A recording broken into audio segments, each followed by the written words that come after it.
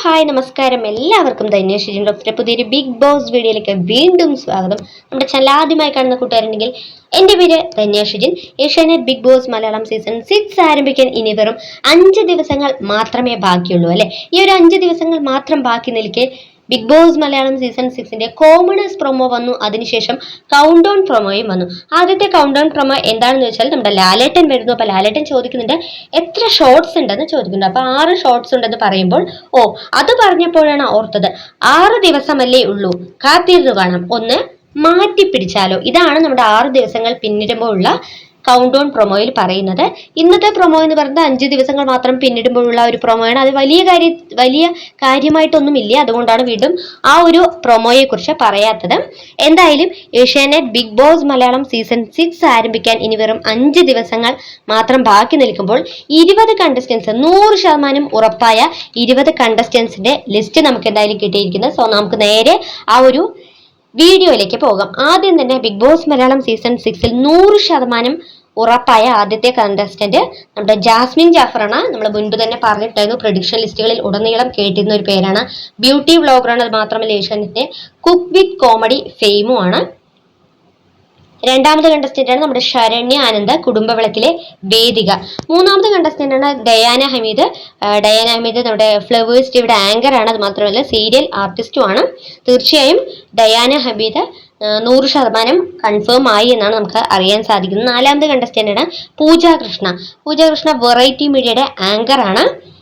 അഞ്ചാമത് കണ്ടസ്റ്റന്റ് അജു അജ്മൽ ഒരു മോഡലാണ്. അത് മാത്രമല്ല ഗേ കൂടിയാണ്.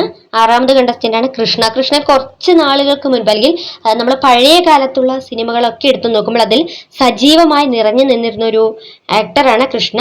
ഒരു സീനിയർ ആർട്ടിസ്റ്റ് എന്നുള്ള ഒരു കാറ്റഗറിയിൽ നിന്ന് നമുക്ക് കൃഷ്ണയെ ഉൾപ്പെടുത്താം. പക്ഷെ ഇപ്പോഴുള്ള നമ്മുടെ ഈ ഒരു സമയത്തുള്ള മൂവികളിലൊന്നും നമുക്ക് കൃഷ്ണയെ കാണാനായി സാധിക്കില്ല. എങ്കിലും സീനിയർ ആർട്ടിസ്റ്റ് എന്നുള്ള ഒരു കാറ്റഗറിയിൽ നിന്ന് നമുക്ക് കൃഷ്ണയെ ഉൾപ്പെടുത്താം.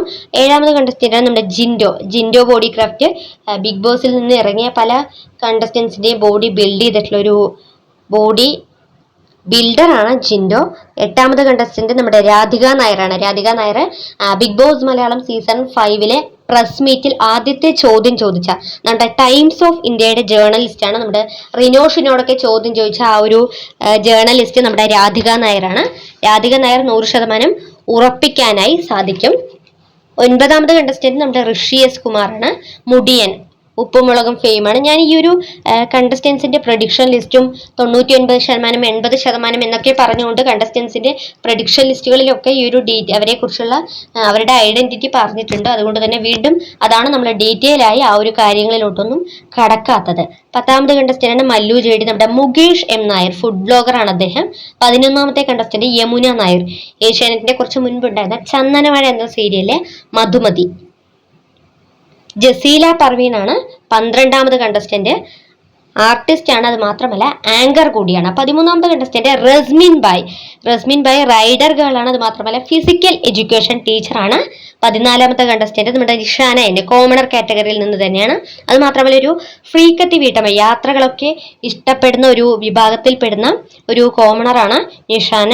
ഈ റസ്മിൻ ബായുടെയും നിഷാന എന്നിന്റെയും ആ ഒരു കോമണർ പ്രൊമോയാണ് നമ്മൾ കഴിഞ്ഞ ദിവസം കണ്ടത്. 15ാമത്തെ അപ്സര ആൽബിൻ, സാന്ത്വനം ജയന്തി. ശ്രീരേഖ 16ാമത്തെ കണ്ടസ്റ്റന്റ് ആണ്. നമ്മുടെ വെയിൽ മൂവിയിലെ ഷെയ്ൻ നിഗത്തിന്റെ അമ്മയായ ആ ഒരു കഥാപാത്രം ചെയ്ത ശ്രീരേഖ. 17ാമത്തെ കണ്ടസ്റ്റന്റ് ആണ് ജാമണി ദാസ്. നമ്മുടെ ട്രാൻസ്ജെൻഡർ കമ്മ്യൂണിറ്റി റെപ്രസെന്റ് ചെയ്തുകൊണ്ട് ജാൻമണി ദാസ് ആണ് വരുന്നത്. നമ്മുടെ കേരളത്തിലെ തന്നെ ഫസ്റ്റ് സെലിബ്രിറ്റി മേക്കപ്പ് ആർട്ടിസ്റ്റ് ആണ് നമ്മുടെ ജാൻമണി ദാസ് 100% ഉറപ്പിച്ചു ബിഗ് ബോസ് വീട്ടിലേക്ക് കയറാൻ തയ്യാറെടുത്തുകൊണ്ടിരിക്കുന്നു എന്നുള്ളൊരു വിവരമാണ് നമുക്ക് അറിയാൻ സാധിക്കുന്നത്.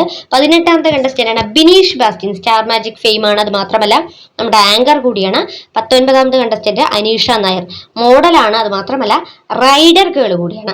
20ാമത് കണ്ടസ്റ്റന്റും ഏറ്റവും അവസാനത്തെ കണ്ടസ്റ്റന്റ് ആണ് നമ്മുടെ സിജോ ടോക്സ്.